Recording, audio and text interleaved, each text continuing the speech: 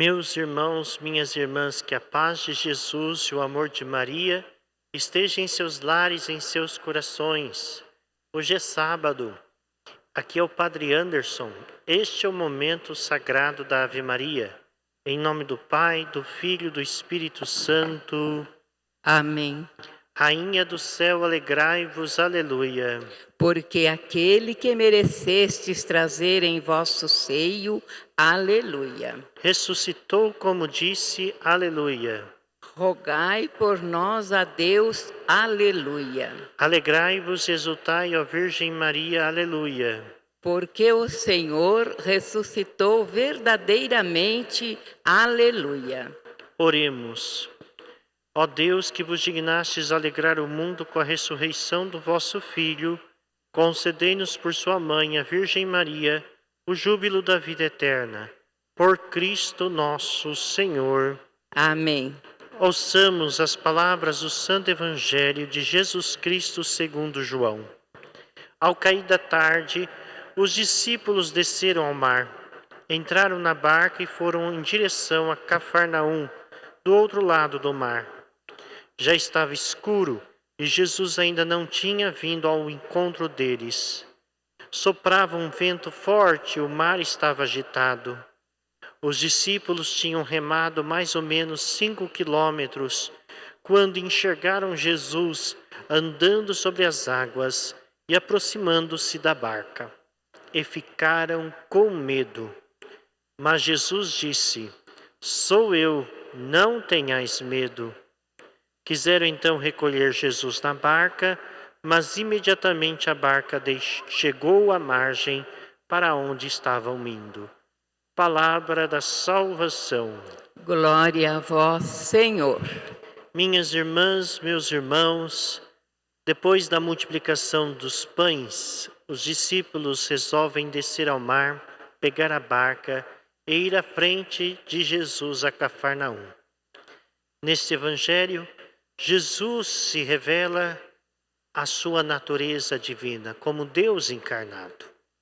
Veja, era noite, símbolo das trevas, a escuridão, a confusão, a insegurança que tantas vezes faz com que esse barco que representa a igreja navega na história, sem saber os caminhos que vão e aonde vão atracar. Jesus, no entanto, não tinha ido com eles. A barca era agitada por ventos fortes. Esses ventos representam a hostilidade do mundo, que bate continuamente contra o barco, contra a igreja. Esses ventos contrários representam a resistência ao projeto de Deus.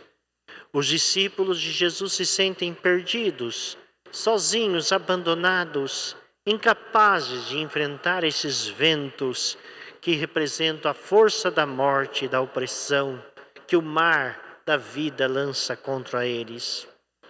É neste momento preciso que Jesus se manifesta, sua presença. Mas eles pensam que é um fantasma. Mas Jesus se identifica: sou eu, não tenhais medo. E quando quiseram recolher Jesus, já tinha chegado à outra margem. O episódio reflete a fragilidade dos discípulos, quando têm que enfrentar as forças adversas sem a presença de Jesus no comando da barca. Os discípulos seguem Jesus de forma decidida, mas muitas vezes se deixam abalar com as perseguições, com os sofrimentos e as dificuldades.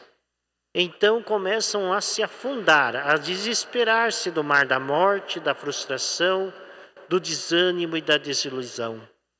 No entanto, Jesus vai ao encontro deles para os sustentar e finalmente se revela: sou eu, não tenhais medo. Este texto é uma catequese sobre a caminhada dos discípulos de Jesus, enviados sempre à outra margem para convidar a todos ao banquete do reino e oferecer-lhes o alimento com que Deus mata e sacia a fome de vida e a felicidade de seus filhos. A caminhada não é fácil. A Igreja deve abrir caminhos no mar das hostilidades para enfrentar os adversários do reino e a recusa do mundo em acolher o projeto de Jesus.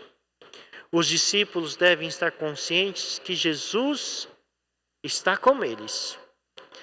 Se na multiplicação dos pães Jesus se revelou como Messias, o profeta que devia vir, ele é o novo Moisés que fornece o verdadeiro pão do céu e caminha sobre as águas. Entretanto, muitas vezes as pessoas não reconhecem que Jesus é o Deus encarnado. Esperam um Cristo como no tempo de Jesus, um Cristo político e terreno.